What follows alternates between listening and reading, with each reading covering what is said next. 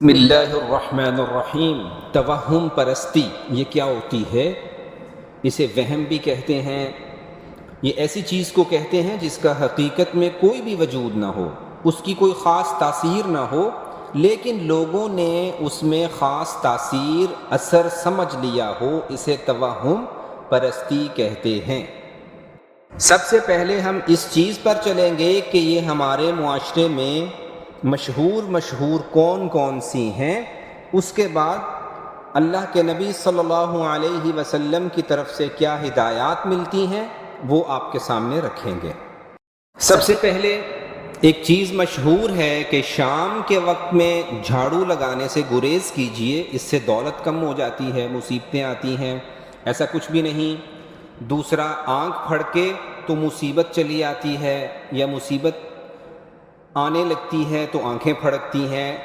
اسی طرح کالی بلی راستہ کاٹ جاتی ہے تو سفر نہیں کرنا چاہیے۔ اور اگر بلی یا کتے کے رونے کی آواز آتی ہے تو اس میں سمجھا جاتا ہے کہ نحوست پائی جاتی ہے۔ اور کوئی چھینک آ جائے تو آپ کو کوئی بندہ یاد کر رہا ہوگا۔ ہاتھ میں خارش ہو تو دولت آئے گی۔ عصر کی نماز کے بعد کپڑے نہیں دھو سکتے، جھاڑو نہیں دے سکتے، منگل کو سفر نہ کریں۔ اسی طرح جمعرات کو روحیں گھروں میں آتی ہیں، یا جس خاتون کے بچے انتقال کر جاتے ہوں اس کو کوئی گھر میں نہیں گھسنے دیتا کہ اس کا سایہ، چڑیل کا سایہ ہم پہ پڑ جائے گا۔ اسی طرح قبروں پہ چراغ جلانا، یہ سمجھا جاتا ہے کہ اس سے مصائب، آزمائشیں دور ہوتی ہیں، اجر و ثواب ملتا ہے۔ سور خنزیر کو کہتے ہیں، اگر یہ بولا جائے تو وضو ٹوٹ جاتا ہے۔ اسی طرح بچے کی پیدائش کے بعد 40 دن تک نہانے کو چلا کہتے ہیں، حالانکہ اگر پہلے ہی بلیڈنگ بند ہو جاتی ہے تو غسل کرنا فرض ہو جاتا ہے، ضروری ہو جاتا ہے، لیکن مشہور ہے کہ نہیں 40 دن تک نہیں نہانا، ایسا کچھ بھی نہیں ہے۔ اسی طرح سورج گرہن میں جو حاملہ خواتین ہوتی ہیں ان کو کمروں میں بند رکھا جاتا ہے کہ کہیں ان کے اوپر دھوپ نہ پڑ جائے، کچھ ہو نہ جائے، لوہا پاس رکھیں۔ اسی طرح جائے نماز کا کونا الٹ دیا جاتا ہے کہ شیطان نماز پڑھتا ہے۔ لوگوں میں مشہور ہے کہ کفن میں سینے پر کلمہ رکھا جائے تو عذاب نہیں ہوتا۔ ان چیزوں کو توہمات، وہم کہتے ہیں۔ اور احادیث میں کیا رہنمائی دی گئی ہمیں؟ احادیث میں ہمیں بتایا گیا کہ تم لوگوں کو پتہ ہے کہ کتنا سخت گناہ ہے۔ جس نے بدفعلی لے لی، یعنی سفر کرنا تھا لیکن بلی راستہ کاٹ گئی، کتا راستہ کاٹ گیا، گدھا راستہ کاٹ گیا، منگل کا دن تھا تو پتہ چلا وہ منگل ہے، اسے کہتے ہیں بدفعلی لینا، اور پھر وہ بندہ اس کام سے رک گیا، سفر سے رک گیا، تو اسے حدیث پاک میں شرک قرار دیا گیا۔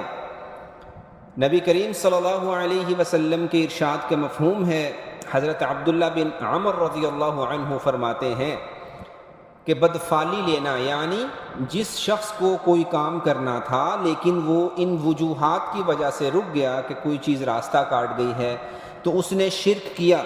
لوگوں نے پوچھا، اے اللہ کے نبی، اگر کوئی ایسا کر بیٹھا ہو تو پھر اسے کیا کرنا ہوگا؟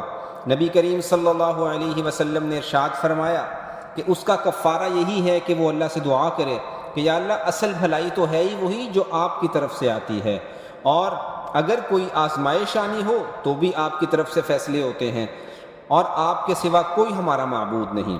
یعنی ترغیب دی گئی کہ صرف اور صرف اللہ کی طرف سے ہوتا ہے۔ اور اسی طرح نبی کریم صلی اللہ علیہ وسلم نے ارشاد فرمایا کہ یہ جو لوگ بدشگونی، بدفعلی لیتے ہیں کہ آپ نے رات کو جھاڑو نہیں دینا، آپ نے یہ کرنا ہے، پھر واقعی وہ کام کرتے بھی نہیں ہیں ڈر کے مارے۔